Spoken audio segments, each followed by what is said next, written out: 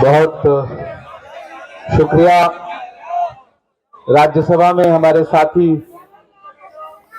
सांसद हैरिस वीरान साहब, मुस्लिम यूथ लीग का लोकतंत्र मार्च, अहमद शाजू साहब, बाकी मेरे सारे इंडियन यूनियन मुस्लिम लीग के अलग अलग स्टेट के जो पदाधिकारी बैठे हैं, और सामने जो जमहूरियत को बचाने की जिद लेकर के यहां हमारे बुजुर्ग नौजवान साथी माएं बहनें मौजूद हैं। दिल्ली के इस जंतर मंतर पर आप सबका खैर मकदम करता हूं। कोई खुशबू न कोई फूल न कोई रौनक,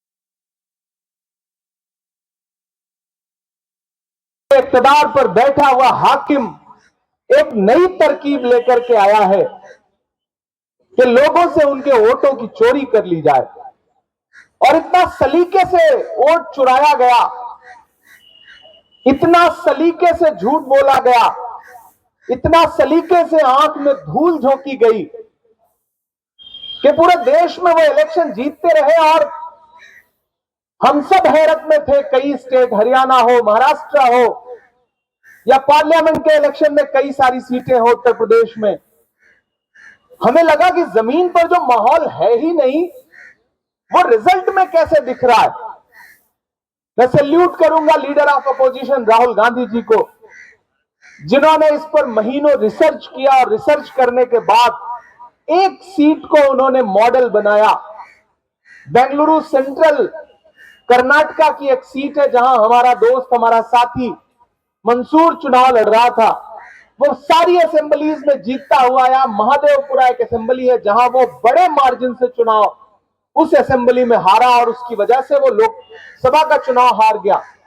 राहुल गांधी जी ने इस पर पूरा रिसर्च किया। रिसर्च करने के बाद जब एक दिन उन्होंने कहा कि मैं एटम बम फोड़ने चल रहा हूं, मुझे याद है कि हम कुछ लोग राहुल जी से मिलने के लिए उस दिन 10 जनपद में थे, तो वहां उन्होंने एक छोटा सा प्रेजेंटेशन उस प्रेस कॉन्फ्रेंस से पहले हम लोगों को दिखाया था, और बताया कि किस तरह से जमहूरियत में वोट चोरी की जा रही है। मैंने कहा सर, ये वोट चोरी नहीं है, बल्कि ये तो वोटों की डकैती है जो सरकार कर रही है।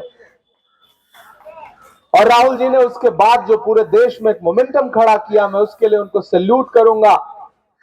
और इंडियन यूनियन मुस्लिम लीग के जो यूथ विंग के साथी हैं, उनको सैल्यूट करूंगा कि वो केरला से चल करके दिल्ली के जंतर मंतर पर जो सिंबल है प्रोटेस्ट का इस देश में, ये जो जगह है वो देश को एक नई दिशा और दशा देती है, यहां से एक मैसेज जाता है।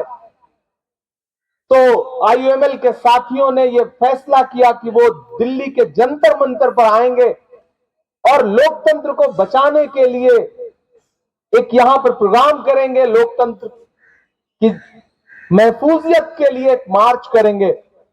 और आज आप बड़ी तादाद में इस तपती दोपहरी में भी यहां इकट्ठा हैं। मुझे हुक्म हुआ साथियों का कि आपको हाजिर होना है। मैं पंजाब के कांग्रेस पार्टी के साथियों के साथ एक मीटिंग में था, लेकिन मुझे लगा कि यह मेरा फर्ज है कि मैं हाजिर हो जाऊं। महान बादशाह सिकंदर ने जब यूनान फतेह किया तो जीत का जश्न मनाने के लिए वो शहर की सड़कों पर निकला, तो उसने देखा कि पूरा शहर उसकी जीत का जश्न मना रहा है, लेकिन एक फकीर इंसान सड़क के किनारे बेसुध होकर के चादर तान के सो रहा है। सिकंदर अपने घोड़े से जा रहा था, उसने देखा कि शहर जश्न मना रहा है, एक आदमी अकेला सड़क के किनारे बेखबर सो रहा है, उसको कोई परवाह ही नहीं। सिकंदर को गुस्सा आया।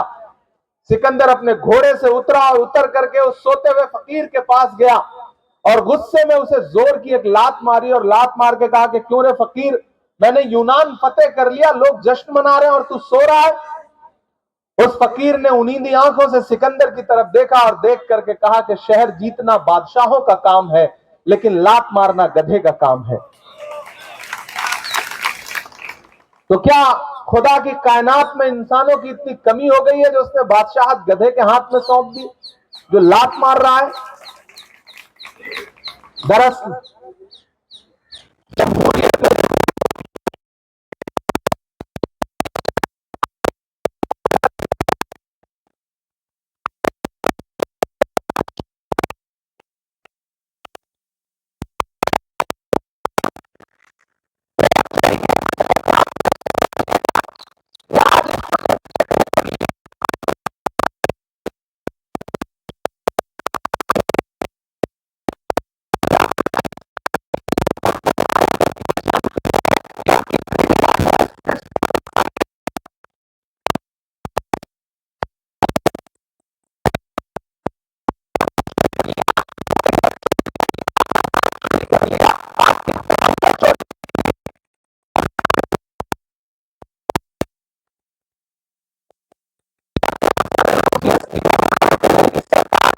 कफन तक पर जीएसटी लगा ली है। अब जाकर के हमारी फाइनेंस मिनिस्टर की आंख खुली तो एक दिन उन्होंने ऐलान किया कि हम रिड्यूस करने जा रहे हैं।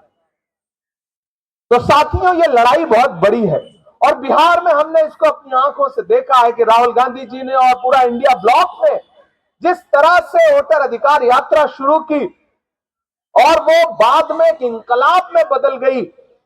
वो यात्रा शुरू तो हुई थी वोटर अधिकार यात्रा के नाम से, लेकिन जिस दिन खत्म हुई वो यात्रा पटना में, तो ऐसा लग रहा था कि पूरा इंडिया ब्लॉक वहां पर इकट्ठा है, सारी पार्टियां वहां पर इकट्ठा है और पूरा बिहार एक आवाज में कह रहा है कि हम वोट चोर को अब और वोटों की चोरी नहीं करने देंगे।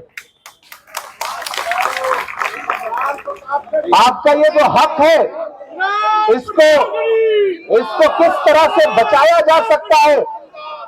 जब तक आप उठ खड़े नहीं होंगे, जब तक आप अपने हक के लिए बेदार नहीं होंगे और जब तक इस तरह की तंजीमें निकल करके सामने नहीं आएंगी जो पूरे देश में एहतजाज करें, मैं आईयूएमएल के साथियों से भी कहूंगा कि ये कारवां सिर्फ यहीं पर रोकिएगा मत।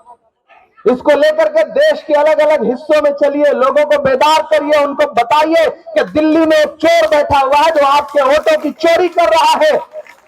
अगर आप तैयार हो गए, जैसे गांव में आज भी एक चौकीदार है जो रात में सोते हुए पूरे गांव को यह कह के सतर्क करता है कि जागते रहो।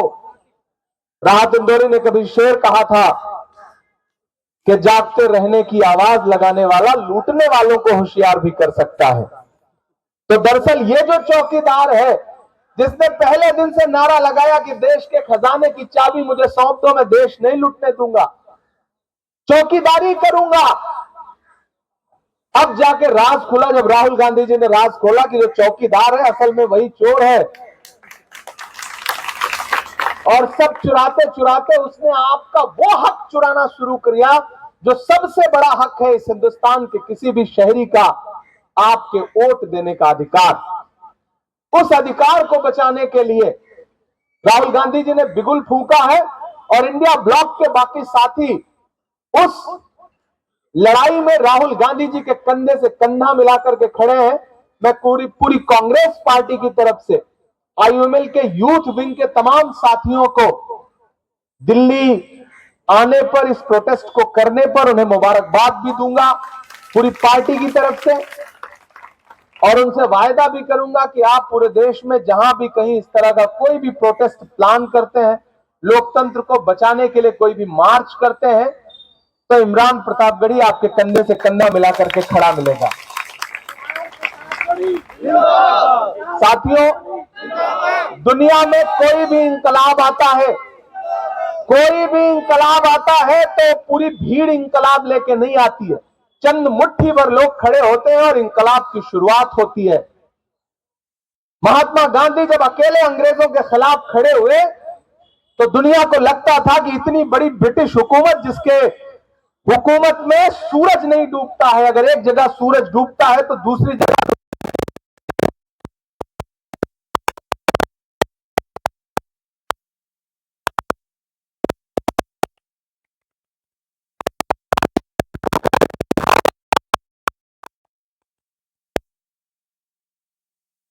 इस हुकूमत को घुटने टेकने पड़े और हिंदुस्तान छोड़ करके जाना पड़ा। हम उस दौर में उनके साथ नहीं थे, हम महात्मा गांधी के साथ लड़ने के लिए उस दौर में पैदा नहीं हुए थे, लेकिन नौजवानों, हम आप खुशनसीब हैं कि हम इस दौर के गांधी के साथ लड़ने के लिए इस दौर में तैयार खड़े हैं। फर्क बस इतना है कि तब पुराने अंग्रेज थे, इस बार नए अंग्रेज आए हैं। जब भारत जोड़ो यात्रा चल रही थी तो लोग मुझसे कहते थे कि इमरान साहब आप राहुल गांधी के साथ चल रहे हैं, आप क्या कहेंगे? तब मैं कहता था कि जो हर जालिम से टकराएगी वो आंधी बनाऊंगा, जो हर जालिम से टकराएगी वो आंधी बनाऊंगा। नए अंग्रेज आए हैं, नया गांधी बनाऊंगा। वो नया गांधी पूरे देश में एक इंकलाब की तरह आगे बढ़ रहा है और मुझे खुशी है कि सबसे मजबूत सहयोगी के तौर पर इंडियन यूनियन मुस्लिम लीग हमारे साथ खड़ी है और हम हैरिस बिरान जी को, शाजू जी को और बाकी उनकी पूरी टीम को मुबारकबाद भी दूंगा, उनका शुक्रिया भी अदा करूंगा।